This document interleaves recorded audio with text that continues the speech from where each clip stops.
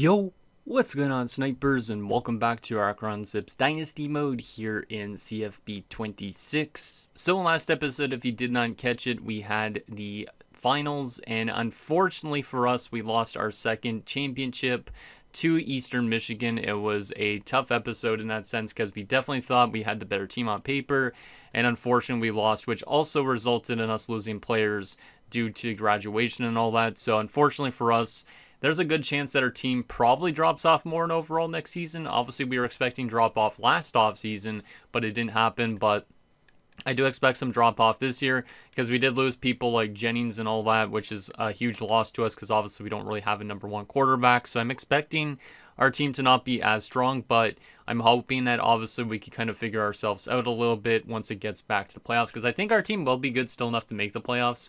But obviously it really depends on how good of the recruiting class we have is. So I'm hoping that we can land some good recruits in this episode. And then hopefully our team looks a little bit better on paper for next episode. Because if it doesn't, obviously, then we could potentially be one of those teams that just start regressing a little bit, which is kind of disappointing. So hopefully we get some good results with who we bring in. But anyways, with that said, let's get in your guys' comments, see what you guys have to say about the last episode, and then we'll get into recruiting some players for the team for the upcoming year, and hopefully we find some gems, so to speak. So the first and only comment is from Dylan Burrows, who says, I think you were too far for the kick in that second quarter. And yeah, maybe we were, but still, the fact that we were in that championship game, I wanted the team to take that risk. There was like only less than I think it was like 20 seconds. Like, you might as well just go for it at that point. I don't think you're really going to get a touchdown in that time, but unfortunately the team didn't go for the kick, and then eventually we ended up losing by, how much was it, like 7 points, maybe a full touchdown? Can't remember exactly, but yeah, hoping that this team kind of pulls it together a little bit. Like, we've had some really good regular season success, but we've had a lot of trouble in terms of actually winning that championship game once we do get there, despite our good seasons. So yeah, hopefully the team can figure itself out in the upcoming year, and hopefully we find some good players to replace the guys that we did lose. So we also did actually have our first player get drafted, which is interesting, to the NFL. So Jeff Holmberg was a 7th round pick, apparently, and not too sure what team. I kind of wish it said which team he got drafted by, but he was drafted in the NFL. So we're starting to make Akron a good place to play, of course. But obviously I'm still wanting that championship because it's definitely something that we should get before we decide to end this series. So anyways, with that said, let's hop on into the recruiting part and put some hours towards some guys. We do have a lot of people already on our list that we've been working well on. So since we have 525 hours, we might as well try and just lock these guys down as much as possible. So we're just going to probably drop a 50 bomber on all of them, and that's going to be what we do at least for this first week of action. But obviously there's other players we could look into, but I just want to get some commitments so that way we could get some hours back in and start looking for some other players potentially. But I think giving 50 hours to most of these guys should be doable. Maybe we shouldn't do 50 for all of them because I think we're going to run out of hours if I do that. Maybe 25 would be better, but I'm going to still try 50 for the time being. How many players do we have on our list? 16. Yeah, I don't think I can really do 50 on everybody. Let's go back to this again. I don't know why I just did that. Let's just do 25 on a lot of these guys, because 25 should be enough to lock some of them in. We do have a good lead on a lot of them too, so yeah, if we have any hours remaining after these dudes, hopefully we could still grab ourselves some other players in the areas of need, because like I said, we just lost some good players, so I want to make sure we have a good chunk of progression with players coming over, and then hopefully the upcoming season this team could still be good and not really take a step backwards. So we're just going to do the 25 on each of them instead of the 50. That way we could use basically those 50 hours towards 2 people rather than just 1. And then if there's remaining hours, like I said, maybe we could put them on the guys that we still have, or we could look into some new faces as well, potentially. So there you go, 25 hours on all those dudes. We still have 325 hours. So let's add 25 more to all these other dudes as well. This should use the most of our hours, I think, if I'm not mistaken. But there's probably going to be still some open for us to use for other people, or just to put on these guys if they need more hours spent on them. Because some of them we aren't leading on, so maybe I want to put a little bit more into them.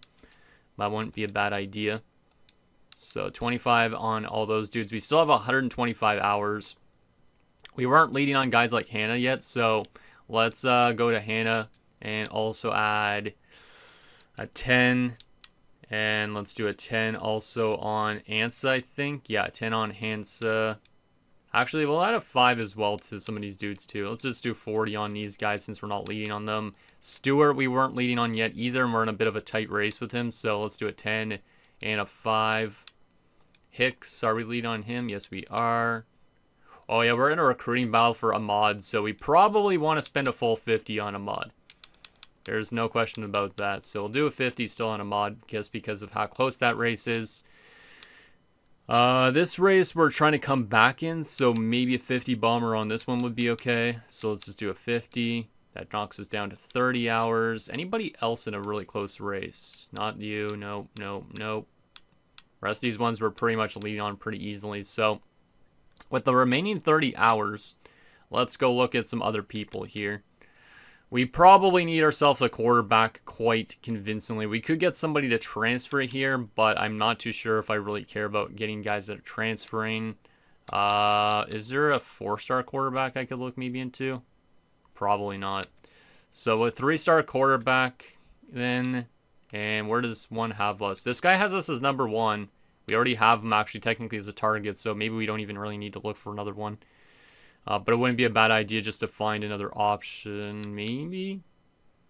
There is 0 out of 1 on centers. We actually could use a center, so let's actually get a center. See if there's anybody here. Potentially. There's Pinner. Playing time. Let's go for him. And we'll put 30 hours into him just because we do really need ourselves a center anyways. So, actually, let's do the scholarship and then the 25, I guess, instead. Boom. There we go. So now all of our hours is spent, which is good. And let's hope that we start getting guys committing so we could start using points towards other players and all that. But I think this recruiting class should be one of our best in terms of volume, not necessarily potential, but I'm hoping that we just land ourselves a bunch of people to jump onto this roster. So let's advance to next week and see if anybody commits before week 2. Let's see what we got. Nobody has committed yet. Okay, well, that's fine. Freeman has reached his top 3 schools, though, and of course, I think we were still number 1 on that. We did drop off defensively a little bit. We were 81s across the board, but we dropped to 79 defense. Still an 80 overall team right now, but I'm curious on what those are going to look like at the start of the year. But yeah, we're still leading on Freeman by a large margin, so it should be pretty easy for us to get Greg Freeman as a 3-star recruit. So I like that. Aside from that, though, we do not have any hours still to spend left. Actually, we have 5 hours left, probably because of the scholarship we offered to Pinner earlier. So, do I want to put 5 hours in anybody here, or just offer a scholarship to a random dude? How are we looking on that tight race that we were in before? We're leading on Stewart now, which is good. Ahmad, we are very close to having him commit here. Let's go. Okay, I think we might have Trey Ahmad pretty much locked in, which is good. So screw you, Toledo. We might actually be able to steal him. This is a pretty tight race. Everything else we're still leading on quite convincingly, so I'm not too worried about a lot of these other ones that much. So with this 5 hours, let's go back to the prospect list. What else do we need really badly? Outside linebackers, probably. Anybody have us as number 1?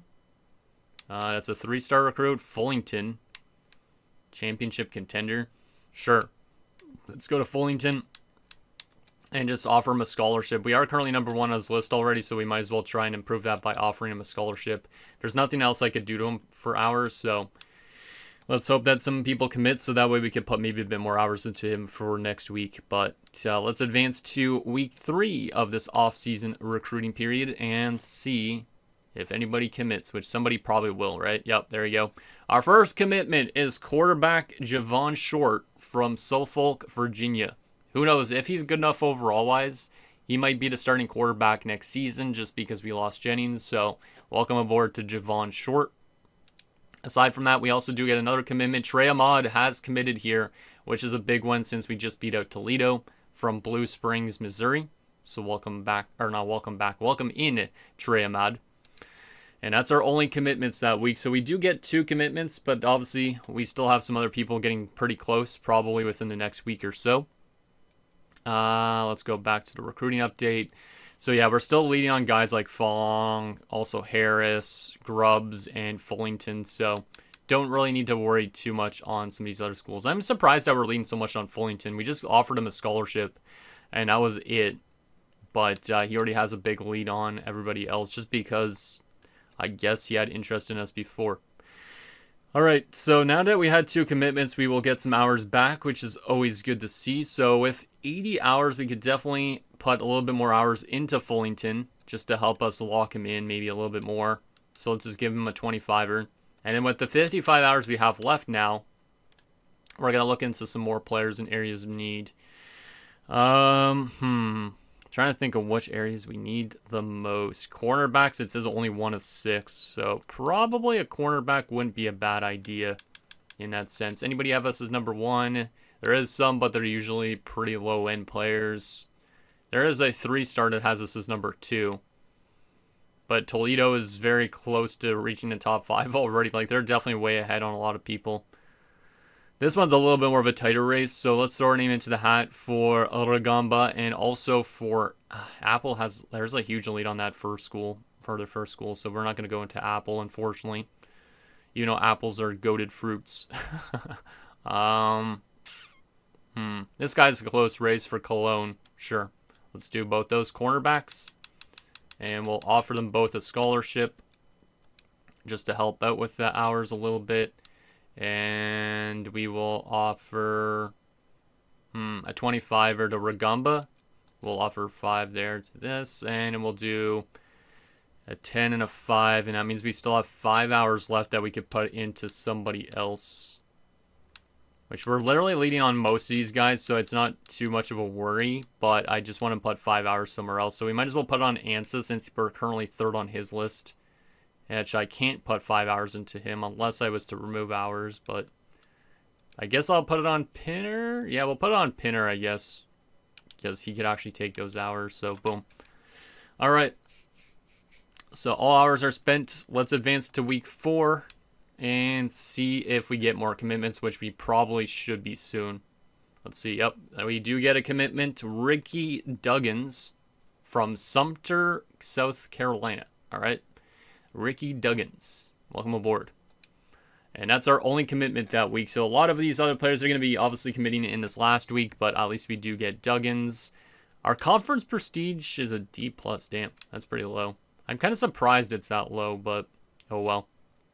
But Duggins committed to us. Stewart is still having us in first, which is good. Ragumbo, we're number 2, but we're definitely closing in on that first place school. And Pinner has us as number 1 as well. All right. Alright, so how much hours do we got now? Probably another 25, 35. Okay, I'll take that. Is there anybody that we're not leading on that we need to put hours into drastically? Going into this last week. Ansa, oh man. I don't know if we're going to be able to land Ansa based on this. It looks like TCU is going to win him, so that kind of sucks because he's a defensive tackle. Trying to think of what I want to do about that. I feel like we could put more hours into him, but I don't know if it's really going to make a difference. This one's a tight race, so we probably want to put more hours into Ragamba. Let's do 10 onto him. And let's just do him a 5er as well while we're at it. How we're looking on Cologne. We're leaning on him for sure. Okay, good. I'm thinking of probably withdrawing from Ansa just because of the fact that I don't think I could catch up to that first school. So let's take 40 hours back and look for another defensive tackle just because I don't think I'm going to be able to win him. So with 60 hours, let's go to defensive tackles. And who has this as number 1? Vales does as a 3-star recruit. So he's going to be the guy we drop 50 into, and then we need to drop 10 into somebody else. Or 5 into somebody else, I guess, in a way. Let's offer you a scholarship and send a house as well on you. And then we have 5 hours that we will have to add to somebody. Who needs a 5er? Anybody on here? I guess we could just give it to Fullington at this point. I don't think it's worth putting it into a new player, so let's do that. And that should be good for off-season recruit stuff. Hopefully we get a lot of people accepting this week, which I think we probably will. So let's advance and see who ends up joining our team as well from this recruiting class. Because this is going to be the last of the players that we bring in this offseason. So Greg Freeman from Lakewood, Ohio as a will. Nice, I'll take that. We also do get Fitu Fong as that halfback from Alabaster, Alabama. That's a kind of an interesting name of the city. Aside from that, we also do get Jared Harris from Norco, California as that wide receiver. I'll take it.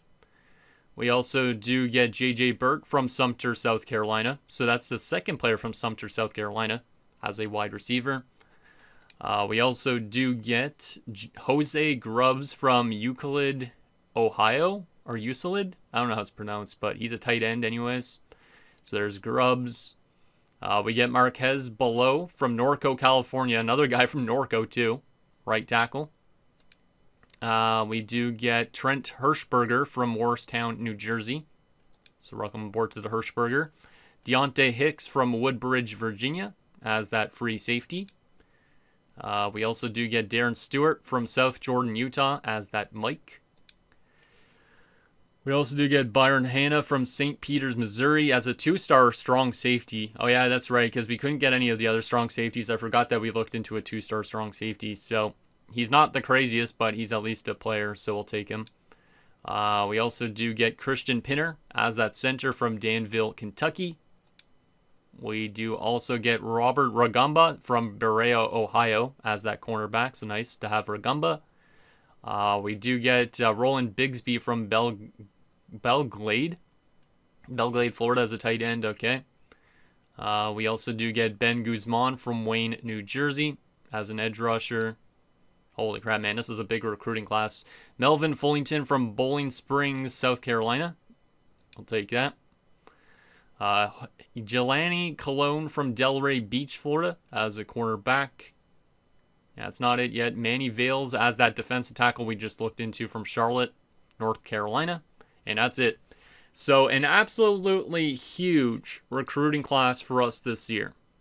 Just to help out with the depth, because obviously losing players kind of sucks. But I think this will definitely help our team build up that next generation of Akron Zips players. So a lot of 3-star recruits this year, which is great. So since we didn't put any time into 4-star recruits this year, we got ourselves a better recruiting class, I think, all around. So I'm probably eventually going to look into 4-star recruits, but I think this is probably how we should have ran it a few years ago, getting as much 3-star recruits as possible, and then looking into 4-stars and so on. But this is a very, very strong recruiting class. Hopefully a lot of these guys have good overalls as well to boot, or good potentials. All right. So that's good. Upgrading coaching skills. Can I upgrade any of this yet? Let's see. I don't think so. Let's go back to recruiter. Doesn't look like it. Yeah, I don't think I could really put anything into any of these points. I don't know if I should at least. Yeah, let's just leave that. Sure. All right. We aren't going to do any position changes. Let's just advance to next week. Because obviously we got to see soon what those guys that we just picked up look like. But 3,960 XP. We're getting close to a level 29. Love to see that. All this is staying the same as it should.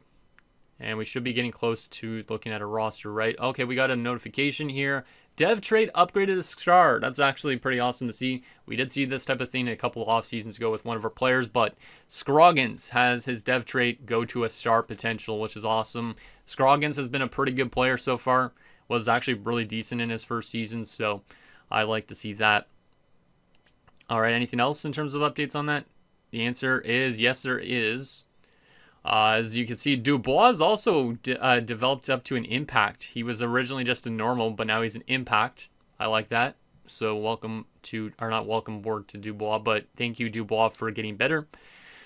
Always nice to see players going up in potential. All right. Training results. So this will see how good our new players. Actually, we won't be able to take a look at our new players, I don't think yet, but we will definitely be able to see if anybody on our team grew in that last season. Hopefully we got some crazy results. So Kennedy is up to a 70.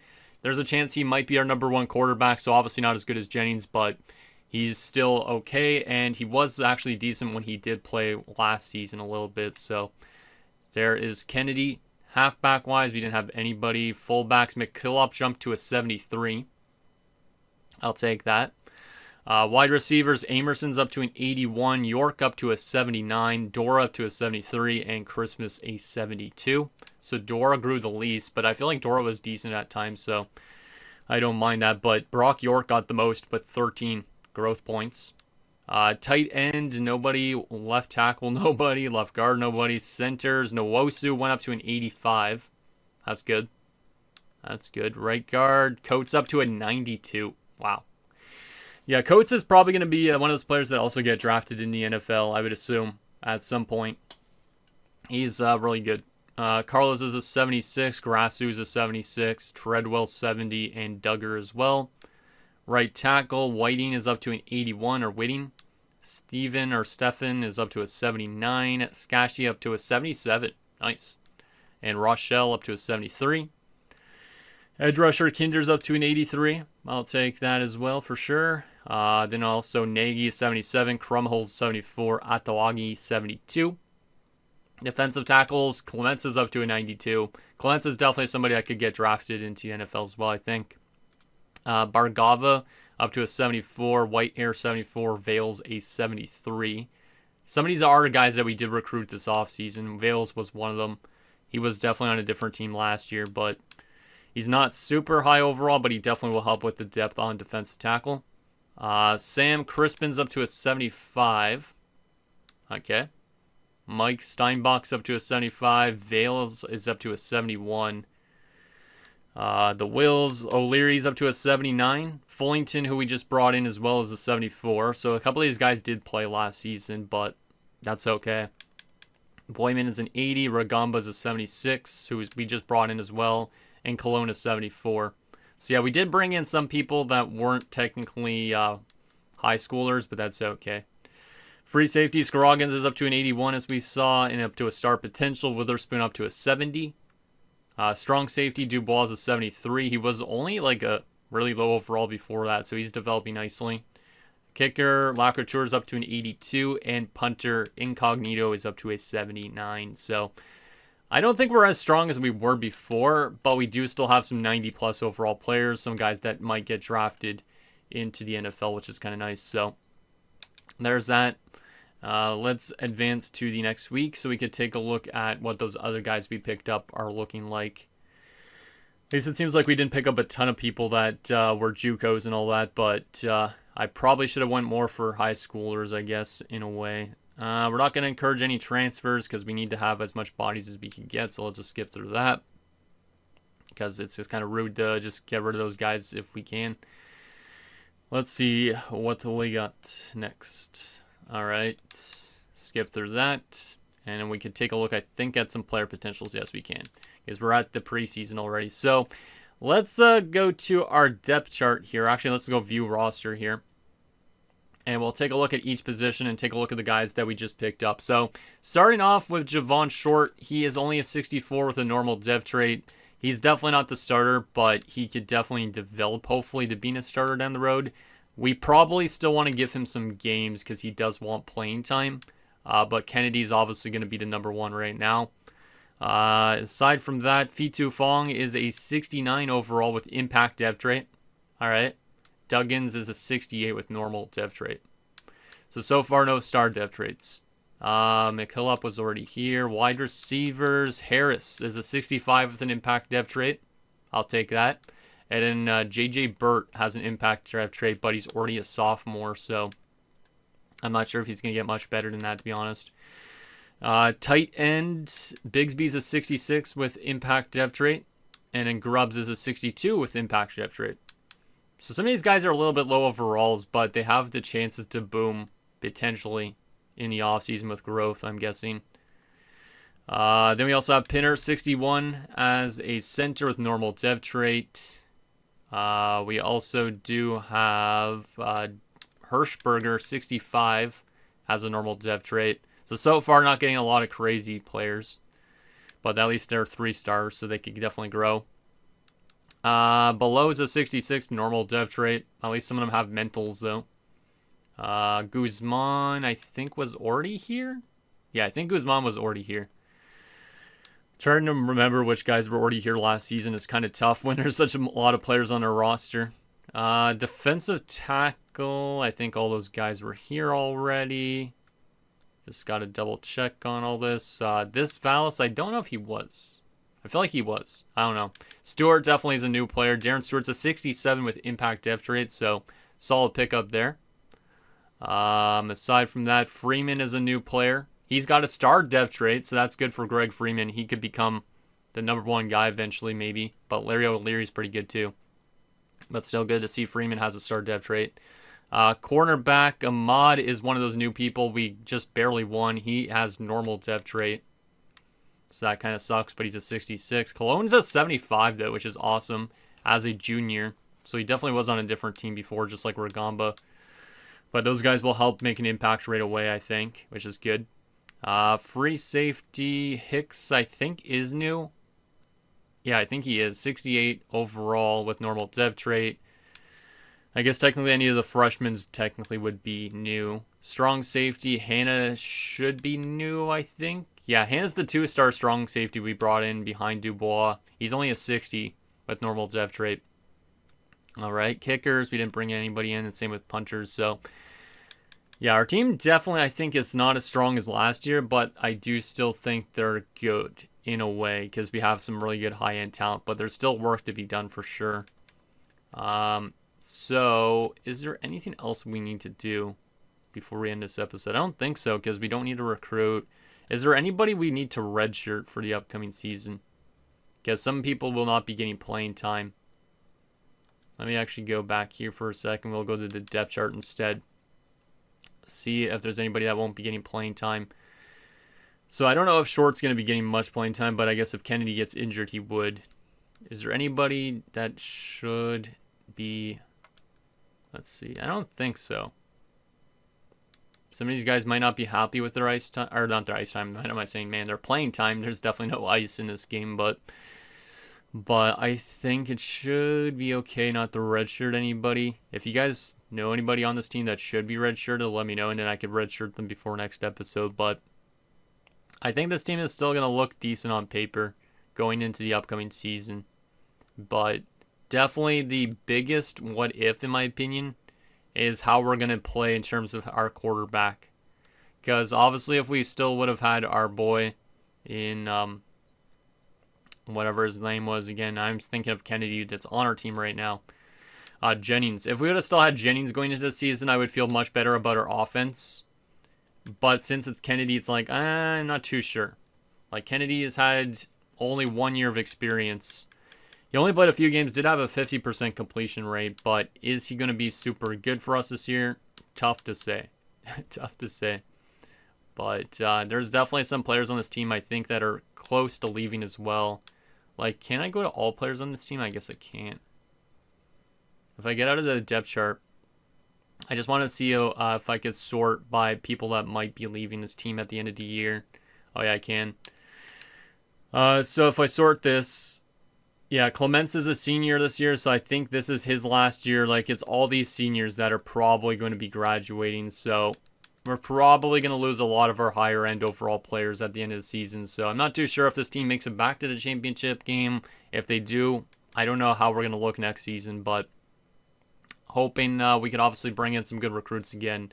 Because if we go to this board here, can I start bringing in maybe some 4-star recruits? I'm kind of curious on that. Because it's still recommending only 2-star or 3-star recruits. So I think I could obviously get 3 stars for sure. But 4 stars... is it worth even going into any of these 4 stars at this rate? I don't know. I feel like maybe we continue just working on 3 stars for the time being, but tough to say. We do need a lot of things, though. If you look at our offensive targets and defensive targets, there's a lot of things that are 0 for 2, 0 for 5, 0 for 4. Yeah, we need to target almost everything, which is insane, so... Yeah, I don't know. This might be one of the last seasons coming up of this series. I don't know. It depends on, I guess, on how we do in that type of thing. But anyways, guys, that's going to do it for this episode of our Akron Zips Dynasty Mode. So in next episode, we will obviously start up recruiting on some players. We're obviously going to hope that our team can get off to a good start again this season. I do think our team is still good on paper, but definitely I'm still worried in some areas, so it's going to be interesting to see what this team could do compared to last year. Hopefully we don't regress like we did the year after we went to the championship game a few years ago. So hopefully this team can learn from their mistakes and have another really good season and kind of find a way to get it done this season. Say something down below, and I'll see you guys next time.